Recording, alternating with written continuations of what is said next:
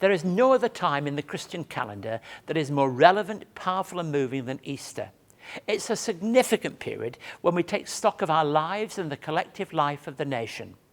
My theme at Wesley Mission this Easter, as always, focuses on the death and resurrection of Jesus Christ.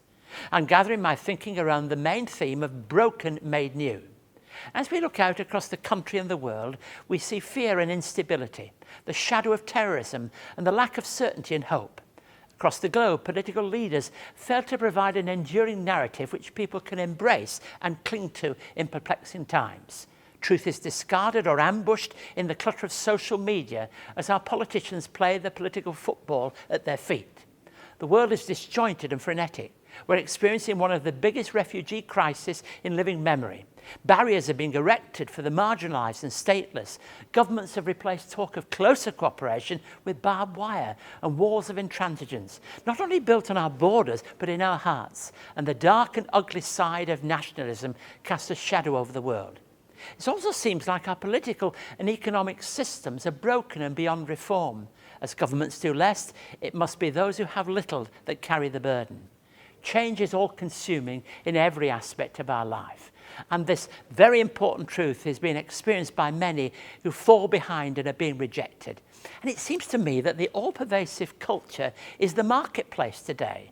And we don't think of people as citizens or families, but people who are consumers economically. This is the same ideological stick with which we measure people when we berate them, when they lose their job, get sick, grow old, or can't cope in the mainstream of life because of mental illness or relationship breakdown. Sadly, brokenness, not wholeness, marks the experience of a growing number of Australians. This is one reason why Easter is increasingly important. At Wesley Mission, we deal with broken lives every day. Loneliness, isolation, mental health issues, homelessness, poverty, and relationship conflict that can drive people over the edge and into despair. Walk around the streets of any city or town and you'll find damaged goods piled on the footpath for council pickup. Anything that's broken or no longer perfect is thrown away. We despise what's old and damaged. Sadly, that's how we often treat people. The message of Easter, however, is that through our experience of brokenness, we all have the opportunity to be made new through the generous love of Jesus Christ. He calls us to cast off self-interest, whatever our situation. And as you engage with the Easter story and the tremendous hope it brings, may you gain fresh insight and understanding of what it means to be broken, but also what it means to be made new through Jesus Christ.